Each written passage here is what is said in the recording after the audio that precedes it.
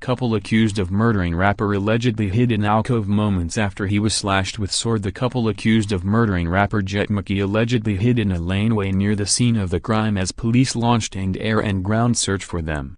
Blake Davis, 28, and Hannah Quinn, 23, handed themselves in Monday evening following the incident in Forest Lodge, in Sydney's Inner West, last Friday afternoon. Police allegedly found $21,000 in the alcove used by the couple, who were earlier allegedly victims of a failed robbery at the hands of the former IT worker, the Daily Telegraph reports.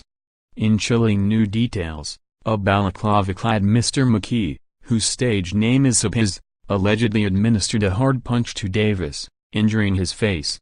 As he ran from the home along Hereford Street, Quinn allegedly caught him before bringing him to the ground, with Davis approaching shortly after with a sword. Davis allegedly struck the fatal blow to Mr. McKee, who was on his hands and knees at the time, before he and Quinn ran home and changed their clothes. Mr. McKee died a short distance away in the middle of the road at Hereford Street and Minogue Crescent, with a balaclava, fake gun and knuckle dusters found nearby. Police will allege the couple went home to change and dump the alleged murder weapon before fleeing once again to an alcove near Alfred Road. Cash was later found at the alcove used by the couple, police will allege, but it is unknown if they had the amount the whole time, or collected it after the stabbing. Police allegedly found a fake gun as well as the large sum of money in the laneway. Mr. McKee had allegedly recently racked up large gambling debts, 7 News reported. Both Quinn and Davis have been charged with murder. Quinn did not apply for bail in court on Tuesday, nor did Davis when he fronted court on Monday. Davis' solicitor Charlene Chand said his injuries were quite significant and he would plead not guilty. His case was adjourned to October 9. One of Quinn's supporters told media outside court Tuesday, "Thank you so much for your interest and support, but please respect the privacy of the family." Neighbors heard arguing between McKee and another man and woman, before he staggered out the front of the house with a massive head wound last Friday. Emergency services were called but McKee was dead by the time they arrived. Since his passing, members of the hip-hop community have remembered him as an awesome soul. Tributes have poured in for the IT worker who was desperate to become a rapper.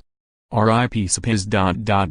We only met a handful of times but all the homies told me what a good bloke you were, fellow rapper The Tongue said. R.I.P. Sapaz, you will be remembered, said another. Police told residents they needn't be concerned for their safety following the incident. Police want to reassure the community that the attack is not considered random, a NSW police statement said. Police seized a firearm and a number of weapons to be forensically examined but said no shots were fired. Officers from Leichhardt Police joined forces with detectives from the State Crime Command's Homicide Squad to establish strike force headed to investigate the man's death.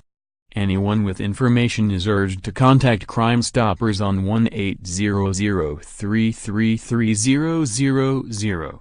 Police raided a house in a nearby street following the discovery of a gun near the body, but later uncovered it was a replica. Witnesses said they saw the victim staggering down the street and collapsing after hearing an altercation. Resident Lynn Charlesworth heard a woman's screams and saw the victim slumped in the street, covered in blood. Her car was covered in his blood as he tried to escape. "I told him to stay still and he started to roll across the street," she told reporters on Saturday. "He got to our car, laid back on it and pulled himself up. He was doing anything to get away, anything at all. His head was covered in blood. I couldn't tell you what his features were." Resident Alex Ververis arrived home shortly after the incident and described it as really unexpected and kind of scary. "I came back with my kid after swimming lessons. We know everyone on the street. There's nothing untoward and nothing suspicious," he told ABC News. Police are yet to reveal exactly what caused the victim's fatal injuries, but said a man and woman were seen fighting with him before his death. Officers followed a trail of blood from the body to a nearby property on Hereford Street, and heavily armed officers carrying a battering ram closed in on the house. A wide-scale manhunt continued on Saturday while a man and woman remain on the run. The pair reportedly live on the street where the attack occurred. A builder working nearby told 9 News he and his workmates had heard a loud bang and thought someone may have been run over by a car. One of the boys ran down to see if he was okay, the man said. He said the victim had a lot of blood coming out of his head. Another witness said she heard a lady yelling, "Get away! Get the FK away from me!" The incident is believed to have been targeted and to have occurred after a man and a woman were seen in an altercation with the victim prior to his death. We've spoken to a number of witnesses who tell us shortly before we were called a man and a woman were in an altercation with another man, Superintendent Sam Crisafule said. It was a violent attack with very, very serious consequences.